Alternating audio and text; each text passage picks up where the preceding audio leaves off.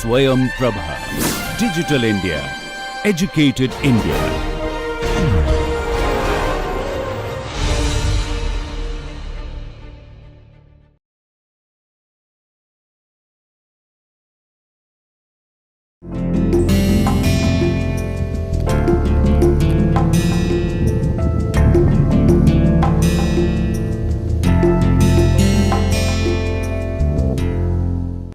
Welcome back. So, let us start with the topic that we were talking about, the financial crisis. So, the topic we were discussing, it talked about how we can understand the origin and the consequences of the financial crisis.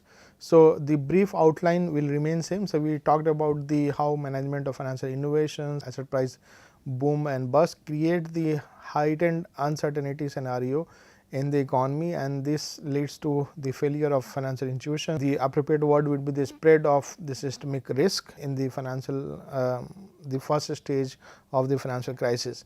Now, we will be moving to stage 2, stage 3. So, here the reference point remains same. So, here we have the Williamson and the Mishkin that I have referred. We are discussing from the Mishkin, and the brief outline, it remains same, that we are first trying to understand the financial crisis, origin and consequences, then 2007 financial crisis and David and Dewey's model of the bank runs. So, we were discussing about the financial crisis, and we mentioned that in a stage 1 the mismanagement of financial liberalization innovation create the scenario or sets the platform for the financial crisis.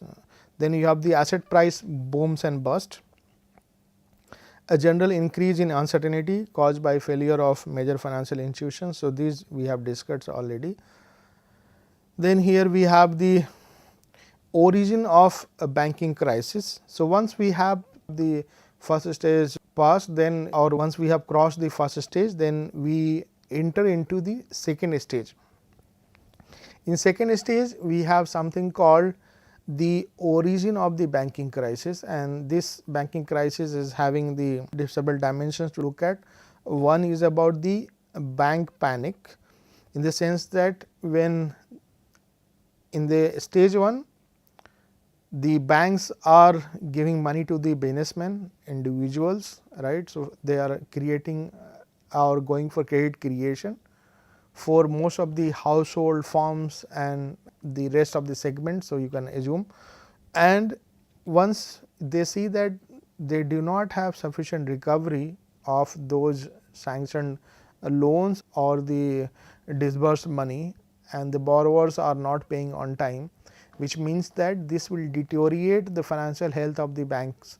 And this financial health deterioration, what we call it as in the form, in the technical term, balance sheet deterioration, because for the bank, the deposit that you keep, when you keep money in the bank is supposed to pay rate of interest on your deposit, right. So, it is some kind of liability for the bank, but when you have the loan account with the bank, then bank is supposed to get extra money in the form of interest money from you, right, for the sanction amount. So, it becomes an asset. So, the moment you have a more of on deposit, they do not have control. Whosoever wants to go and they fulfill the criteria, open the account, deposit money, banks will have that money, and after meeting the reserve requirement, they are allowed to lend the money, right. So, they will be lending to somebody, but if they face difficulty from the asset side, which means that if from the asset side, if they are not receiving sufficient amount of money or the disbursed amount of money is not recovered fully, then this creates a panic among the banks that they will have deterioration in their balance sheet. So, in case of India also, we experienced a similar kind of scenario, that when we had the higher investment scenarios, when we had gone for making higher investment in certain sectors, certain activities, and when we allowed the banks to finance those activities, bank helped the firms and financed, but they did not receive the similar kind of return of the money, and this created trouble for the banks. So, in the literature that they call it as the balance sheet crisis, but here we try to understand in this dimension. allow firms to declare insolvency, higher loan defaults. Then here you have the bank panic when multiple institutions fail simultaneously. So, suppose you have 20 firms operating, out of these 20 firms, almost 18 firms had approached the banks, banks sanctioned the money. Out of these 18, only 10 are having the good payment record, or suppose out of this 18, almost 12 had the good payment record, but because of the asset price boom and bust and that we mentioned, these firms started getting or started feeling the hit of the market and resulting in their net income losses, and they were not, and they did not pay or they did not deposit the money to the bank, or they did not clear the loan to the bank. So, bank is having now what we call it as the non-performing assets on their balance sheet. Once it accumulates, then it creates a very adverse scenario for the banking sector. So, here what typically happens that once we have the balance sheet deterioration, so the first thing, the asset price boom and bust will start, that you will have the declaration of insolvency by the firms. And if the firms are going for declaring insolvency, it means that banks will not receive the amount. So, this will impact the banking sector, which what we call it as the higher loan defaults. Let us focus on here. If it spreads to other banking sector also, then what we call it as the, when multiple institutions fail simultaneously, then what we have, we call it the bank panic. The market asymmetry creates fear among depositors, and whether banks will allow them to withdraw their money or not. So, even depositors, so if the banks are making huge losses, if they are also going for insolvency, then it becomes really tough for the lenders, that if you have deposited money with the bank, then you feel that you will not be able to withdraw, and that is what, when you see that you have people standing outside for withdrawal and even if bank will not allow, then this creates further risk or adds a risk scenario to the economy, especially to the banking sector. And when you have a panic, if you have the bank panic, then what typically happens, that even retail investors will be worried about the withdrawal of their money, the deposit money, then there it becomes really important.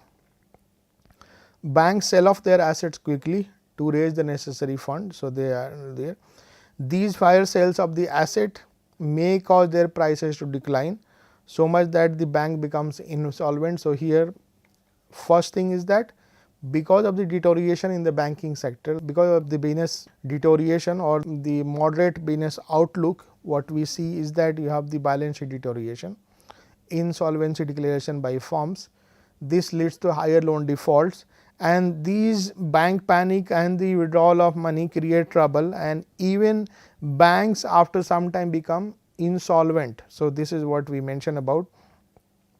Severe adverse selection and moral hazard problems reduce the investment in productive activities, increasing uncertainty in the economy. So, if you have such type of scenarios where the firms are also finding it difficult to invest, banks, since they are dependent upon the funds, banks are also finding it difficult to survive. So, if you have insolvency acceptance by both or declaration by both firm and bank, then of course, this is going to badly impact your investment scenarios, and this may have the full fledged the financial crisis. So, this is what we have the stage 2 scenarios. In a stage 2 scenario, this is what we look at. So, in case of India, in case of US, this can be linked with what we had the scenario of the housing market crash, and then we had the scenario in India in 2016-17, that in 2018 the banking sector shock had spread to the non-banking financial crisis. Even the real estate companies were engulfed in this, and then we had the full fledged the crisis. The further domestic developments also were responsible for that. Then the stage 3 talks about the debt deflation. What is the meaning of debt deflation? Debt deflation occurs when a substantial unanticipated decline in price level sets in, leading to a further deterioration in firms' net worth because of the increased burden of indebtedness, in the sense that debt deflation happens when you have the less demand, more of supply. So, price will be lower, and once the price will be lower, then it matters for the firm because their earnings are going to be lower, and if they are supposed to make payments, so from the payment side, so we know that if you have the inflation higher, then it is a loss for the debtor, gain for the borrower, because borrower feel that it is in real terms it will have to pay less. But if you have the inflation or the price level lower, then it is for the lender it is good, for borrower it is not good. So, this is what we call it. But debt deflation has a widespread impact on the economy, because it not just includes the demand supply scenario, it will also have the impact on the interest rate scenario, it will also have impact on the employment. Firms may not find it to employ more labor, less of matching efficiency. So, the search theory that we discussed, less of matching inefficiency, low value of labor market tightness. So, all these factors will play important role. Real net worth in the sense that your value of the firm was $100 billion suppose, and you had the debt of around $90 billion. Because of the price fall, so the debt value remains same, so rather it goes up. So, you may be having the $10 billion of worth of your value, but because of the price decline it shoots up further. So, it goes to $99 billion in terms of the indebtedness. So, if you have this is what it means, that if a price lower, your indebtedness goes up. So, your actual now net worth will be around just $1 billion. So, this is what it means.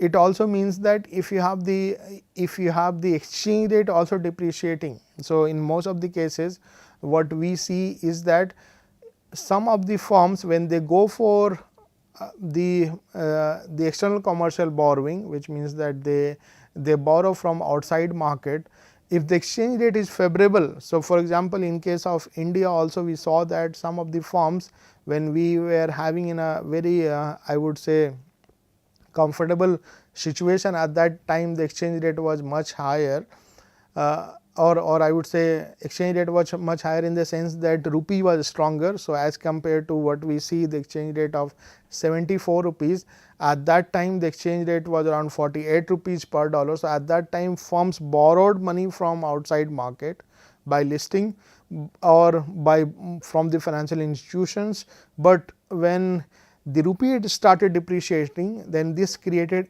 additional cost to the firms operating in India. So, you have to earn rupee and you have to make payment in dollar terms. So, if rupee is depreciating further, this adds an extra cost to the firm, because now you are clearing at 48 rupees per dollar, but now you have to clear the loan at 74 rupees or 68 rupees. So, the difference of 48 and 68 is not because of you, it is because of the economy and because of the functioning of the economy. So, there you have to keep in mind these things. Lending and economic activity decline for a long time. So, this is what we mentioned about. Let us talk about the US financial crisis, how we can think about the US financial crisis. So, here you have the three central factors we always mention about the 2007-9 global financial crisis. First is the financial innovation in the mortgage market. In the US, when you talk about the mortgage market, it means about the buying and selling of real estate housing. So, agency problem in the mortgage market, some of the financial institutions or the institutions which were involved in the mortgage financing, they were not very serious. So, they had gone for over promising things, and that created further trouble. The role of asymmetric information in credit rating process, which means that even in the rating of the firms, certain irregularities were observed. So, if you think about all these things, then it matters. So, let us talk one by one. One, you have the financial innovation in mortgage market. Here financial innovation, as we have mentioned, the stage 1. So, we are talking about a stage 1 here. We saw that post 2000 we saw the internet penetration in most of the economic activities, and financial sector was the most advanced sector with regard to the internet penetration. Internet penetration also helped the firms to trade different types of complex instruments, which means that you can innovate the product and sell to investors, and investors will be deciding about how much loss or gain they are making. if they are making good profits, it will be conveyed to everyone and this product will become popular. So, lot of such type of product started coming with regard to credit risk. And so, in the US earlier only the prime borrowers were allowed, but because of the housing boom, even the subprime borrowers were allowed to borrow money for residential mortgage market. The computer technology enabled the bundling together of a smaller loans like mortgages into standard debt securities, what we call it as the so securitization of different types of financial assets started. So, earlier it was only equity, and then we saw that post 2000 we had financialization of major commodities, even commodities, and then we saw the different types of loan instruments to be clubbed into a financial instrument and getting traded. So, those things started. So, securitization started, which also what we call it the financialization. The subprime mortgages to borrowers with less than the stellar credit records, right. So, the loans were sanctioned. Mortgage backed securities were launched as standardized debt security, right. Then the development of structured credit products such as CDOs were also launched. The mortgage backed security in the sense that the financial institutions, they club the a particular type of loan and they sell it to the financial institutions. Financial institutions will further develop the contract and selling it to the investors. Investors will be getting the return, but you will not be getting the principal payment, you will be just getting the interest and principal during at the time. After the maturity, you will not be getting anything, but this also create an opportunity for the financial market to innovate and the sell such product. Then we saw that we had the collateral debt obligations, collateralized debt obligations also coming as CDOs, and CDOs played also very important role. So, these two instruments are often cited one of the prime reasons for the occurrence of the global financial crisis. Agency problem, let us highlight the agency problem. So, here what was the reason? Originate to distribute business model was exposed to principal agent problem, in which the mortgage brokers acted as an agent, they did not act as the facilitator, which means that their incentives were attached to the sellings, that how many units of or how many times you are selling the product to the investors, then based on that your incentive will be attached. So, if you are selling one product, your incentive is $100, but if you are selling 10 product, your incentive is 1000, not just 1000, $1200. Now, if the individual's objective or the target is given that how many products are you selling, then of course, this particular individual may be going for overselling, which means that some of the clauses are not being covered, but this particular person is over promising. So, over promising thing started. In case of India, we have gone for revision after 2007-9 global financial crisis. Sri Krishna committee had given a particular detailed report. Under that, we have gone for revision, what we call it the Indian Financial Code, and then we have devised certain norms to tackle such type of agency problem in different segments of the financial sector across even the urban and suburban areas. So, it started with the US financial crisis. Once the mortgage broker earns his or her fee, why should the broker care if the borrower makes good or his or her payment? So, they have just sold to the households and they purchased also, but this purchase, whether it is worth for the financial institution, that became a major concern, and it later, when these households were not able to repay, then it later acted as a major shocker to most of the financial institutions. So, here what we call it the financial institutions, what we have mentioned here. Commercial and investment banks who were earning large fees by underwriting mortgage backed securities and structured credit CDOs also had weak incentives to make sure that the holders of the securities are paid off, which means that even the large financial institutions which were involved in facilitation of such complex instruments, they were also not very aware that how these particular products are going to function. So, you can think about US financial crisis was not because of the financial innovation itself, it was also because of the agency problem. In the third state, we know that how it led to the defaults of major financial institutions in the US. Lehman Brothers episode We all remember that how it created a big havoc on the financial market. Even the major stock markets had a major fall, and then since these are the complex instruments, so underlying assets and you have the cross border investment also happening. So these instruments further had a very severe impact on the financial sectors across the globe. It also spread to the European market, where we saw a major decline in asset prices. So this is what we often mention about the US financial crisis. Now we will be moving towards a financial intermediary, and we will be trying to see that how do we decide about the bank run. So now the financial crisis part we have covered. Now we are going to see that how do you decide about the financial intermediary, what are the role of financial intermediary. Financial intermediary, if I am saying, then I am saying about the NBFCs, the banks and the related institutions which accept the deposit and go for lending. So borrow from one group of economic agents and lend to another, well diversified with respect to both asset and liabilities, transform assets, process information. So this is what we have, right. The diamond and the big banking model. So regarding the banking sector, how the banks fail. So the very detailed account of the bank failure is being handled by the diamond and the big model, and under the banking model, it was developed in during 1980s and it became popular after that, but then people did not pay that much attention. But when we saw the failure of banks in major economy, then we started looking back, and then we started examining it. The model helps us understand some features of the bank and explains why bank run might occur, what should be the approach of the government and how we can prevent it, right. So the diamond DB model, if you try and understand, so we call it as the DD model also.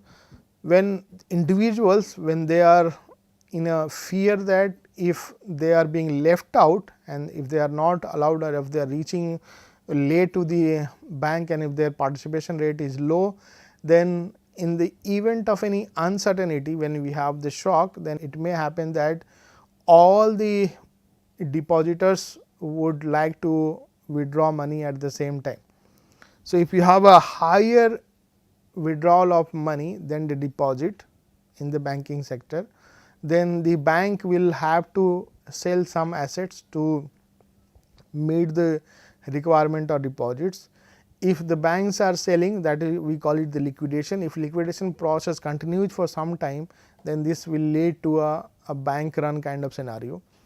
If you have the perfect competitive market where different types of banks are participating, then it may also happen that you may incur a situation where you will have a difficulty in I would say retaining your banking sector profit. So bank may not be getting that much amount of income to sustain in the market. So if this process continues for some more time, you will have, for sure you will have the bank run. So as I mentioned that if banks are designating an individual that you will be part of your borrowing up to this point, not beyond this, and if everyone reaches at the same time, because the person who is going late to the bank, he feels that the person who are going early, they may be withdrawing more. So it's better that I should be also reaching. So that's what their underlying idea tells. If a depositor gets to the bank too late, she gets nothing. So this is what we have.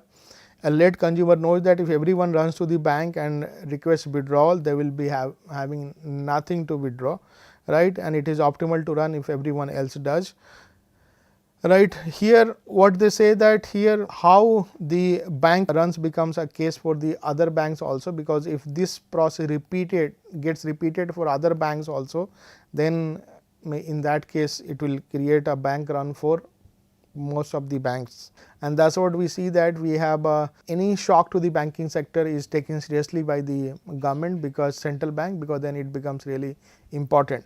If all depositors show up to the bank in anticipation that bank will fail, then their expectations are self-fulfilling and bank will indeed fail.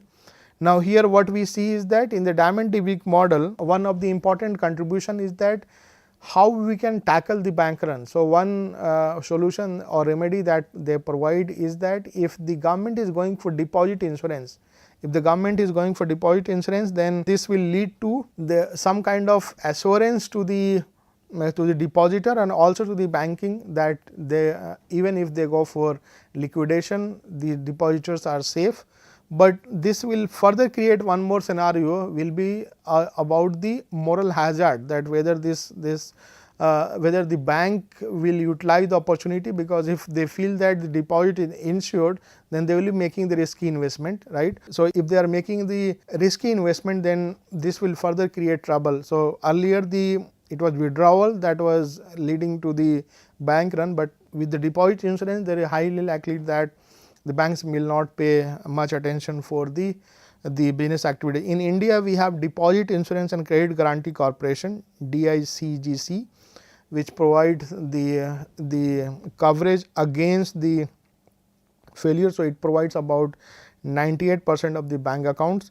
The amount of insurance is about 5 lakh per account insurance cover. So, this is what we try to cover in this, and let me summarize what we have done. So, we have covered the financial crisis origin. We have also covered the Diamond-Dewey model. If you want to read more about it, so you can read from the Williamson, there they have very good interpretation of this. And then we understood that if the government is providing deposit insurance, then this may act as a potential savior against the bank run, but then moral hazard becomes a major issue. So, with this I will be concluding the session, and thank you so much for your attention. In the next session we will be talking about the international trade and certain dimensions. So, I am stopping it here. Thank you.